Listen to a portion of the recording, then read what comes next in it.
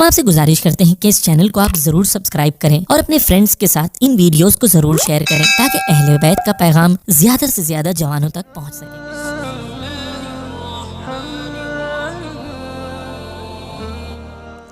آج کا ہمارا یہ موضوع بہت سینسٹیو موضوع ہے یہ، کیونکہ ہر انسان چاہتا ہے کہ اپنی موت سے پہلے اس کی مغفرت ہو جائے، خدا اسے معاف کرے، اس کی توبہ کو اس کی بارگاہ میں قبول کرے۔ اسے کہتے ہیں توبہ۔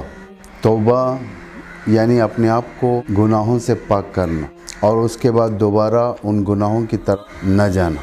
اگر کوئی والدین اپنی اولاد کو انحراف کے عالم میں دیکھتے ہیں، بڑی تکلیف ہوتی ہے والدین کو۔ اگر اولاد بگڑ جائے، انحرافی راستے پر چلے جائے، ایسے گمراہی کے راستے پر جہاں پر دیکھنے کے بعد ماں باپ کو تکلیف ہو جاتی، اور ماں باپ انتظار کرتے ہیں کہ میری اولاد لوٹ جائیں، اچھائی کی طرف آ جائے، ان سارے گناہوں کو چھوڑ کر جو انجام دے رہی ہے نیکیوں کی طرف لوٹ جائیں۔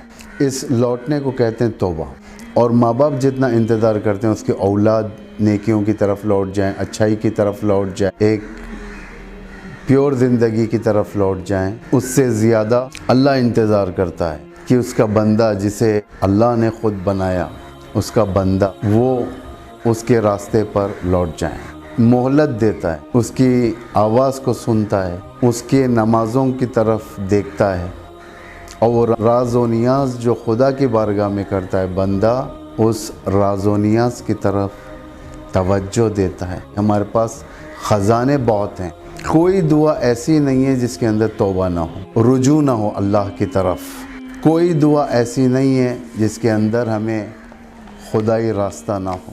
کوئی دعا ایسی نہیں ہے جس کے اندر خدا کی مہربانی ظاہر نہ ہو۔ امام نے اللہ کو جو پروڈیوس کیا امت کے سامنے، اللہ کے بندوں کے سامنے، وہ اللہ مہربان ترین اللہ ہے کہ ہمیشہ انتظار کرتا ہے کہ بندہ اس کی بارگاہ میں آ جائے۔ بھولے پن میں بھٹک گیا، بھولے پن میں دنیا کے خواہشات میں گھل مل گیا، لیکن جب خدا کے راستے پر آیا، توبہ نصوح یعنی خالص توبے کے ساتھ واپس آیا۔ خدا نے واجبات کو جو قرار دیا ہے، اس میں خدا کا کوئی فائدہ نہیں ہے۔ واجبات جو واجب ہوئے ہیں، نماز، روزہ، حج، زکوٰۃ، دیگر واجبات، اجتماعی واجبات، دیگر جتنے واجبات جس میدان کے واجبات ہیں، اللہ نے جو بیان کیا ہے وہ سارے کے سارے اس کی رحمت کے سبب ہیں، تاکہ بندہ کنٹرول میں رہے، کیونکہ اللہ جانتا ہے کہ اس کے اندر ایک پاور ہے جو نیگیٹو پاور ہے، جو پاور اسے اپنے مقام سے ہٹا کر گندگی کی طرف پھینک سکتا ہے۔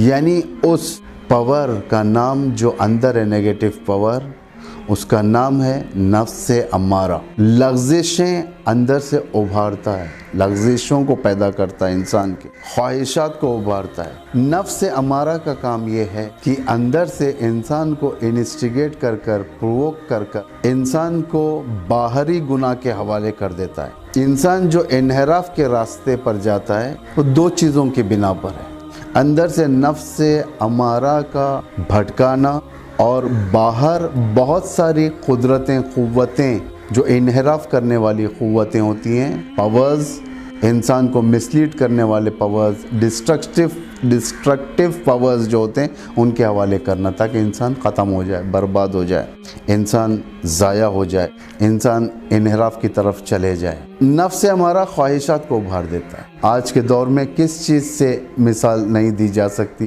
ٹیکنالوجی ہے، انحرافات کے مقامات ہیں، بہت سارے ایسے باہر سے وہ پاورز، ڈسٹرکٹیو پاورز ہیں جو انسان کو کھینچتے ہیں روز بروز، گھنٹہ بگھنٹہ، اور انسان کی توجہ اپنی طرف لگا کر رکھتے ہیں۔ اتنے خطرناک ترین پاورز سے، ڈسٹرکٹیو پاورز سے انسان انکاؤنٹر کرتا ہے، کبھی ہار جاتا ہے۔ ایسے پاورز سے جب انکاؤنٹرز ہوتے ہیں تو موسٹلی لوگ ہمت ہار جاتے ہیں۔ کم چنندے لوگ ہوتے ہیں جو اپنے آپ کو بچا کر باہر نکل جاتے ہیں، گناہ کے ایڈکٹ بننا شروع ہو جاتے ہیں۔ جب انسان ایک گناہ کی طرف چلے جائے، خدا نخواستہ شراب کی طرف چلے جائے، اور وہ ایڈکٹ ہو جائے اس شراب کا، پھر وہ اندر تہ تک جانے لگتا ہے۔ بہت کم لوگ ہوتے ہیں جو اپنے رب کی طرف लौट जाते हैं, तौबा करते हैं, खुदा की बारगाह में आ जाते हैं, एक पाक ज़िंदगी गुजारते हैं। तौबा खुदाई प्रोविज़न है बंदे के लिए।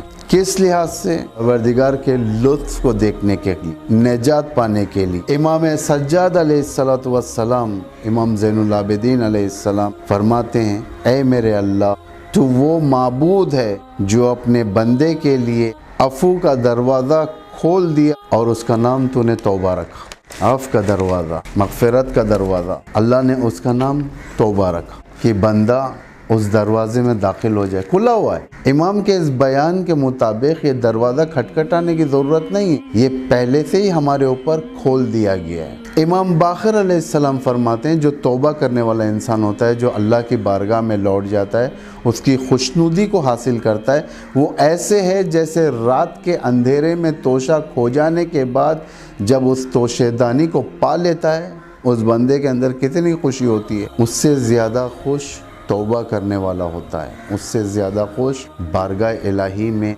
लौटने वाला होता है।